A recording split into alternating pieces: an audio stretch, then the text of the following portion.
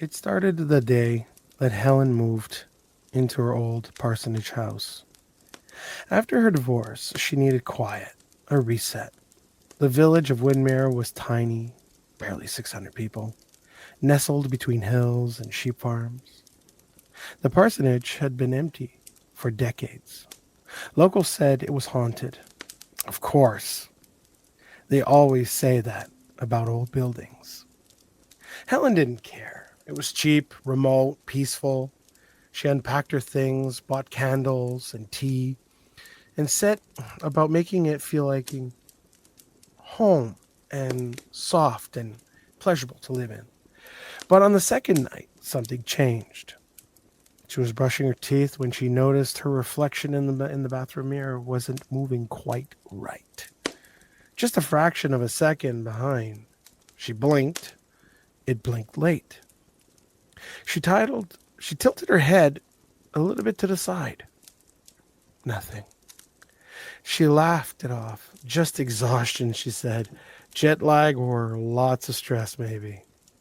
The next morning, she found deep scratches on the floorboards outside the bathroom. Long, gorged claw marks that hadn't been there before.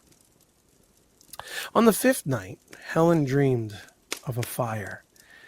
In her dream, the walls of the house were melting, a voice calling her name over and over again. Not from outside, but within her skull. It wasn't a scream. It wasn't even angry.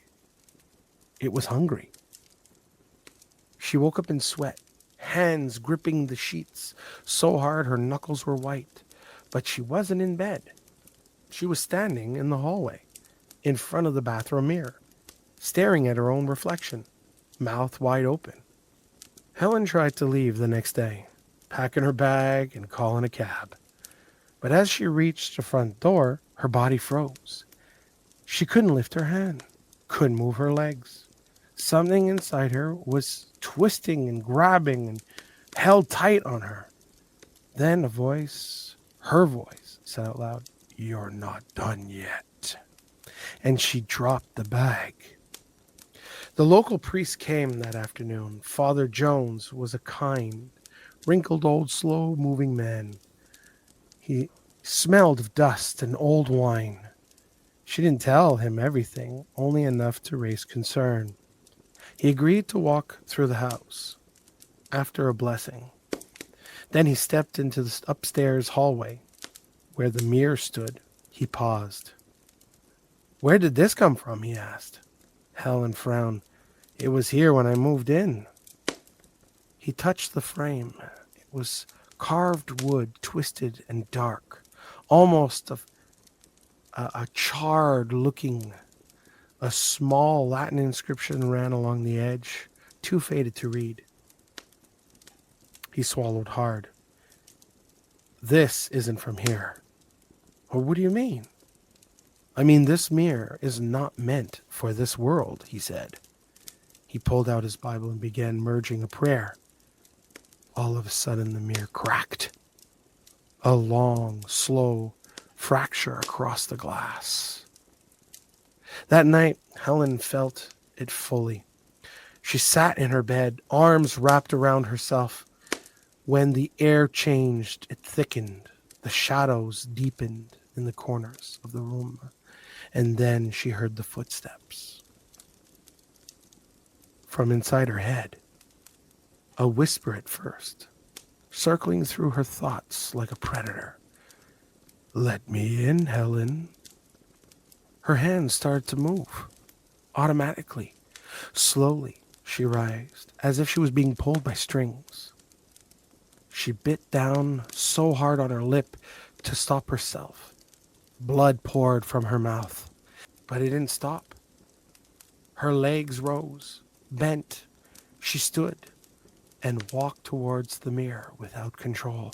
This time her reflection smiled at her, grinned wide, impossibly wide. "Finally," it said, "you're ready." Possessions isn't like the movies. There's no head spinning, no levitation. It's subtle, patient, a parasite wearing its host like a suit. The following days passed in a blur for Helen. She remembered being in the town square, but not wondering why.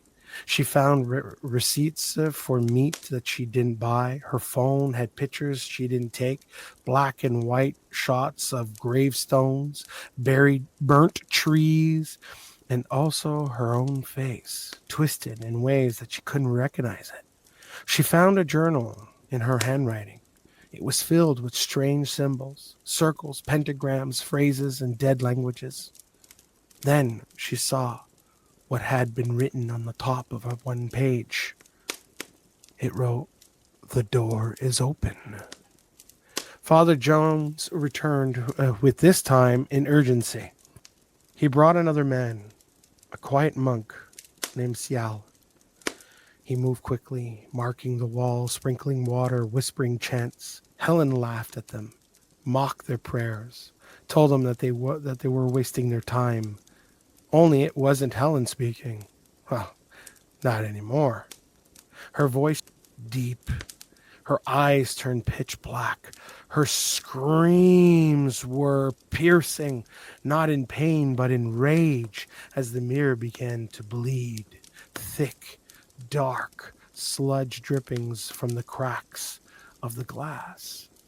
Sial shouted, "It's not in her, it's behind her." The mirror shook violently and then shattered. Glass exploded across the room, slicing through curtains and wall plaster, but not one shroud touched Helen. She collapsed. She awoke days later in the church, wrapped in blankets. The mirror was gone, the house sealed. Father Jones never told her what happened that night. He only said, "You weren't possessed, you were chosen." She never went back. But some nights, Helen still sees herself, the other her, in any mirror that catches the light just wrong. A twitch, a smile, a wink, and then she knows.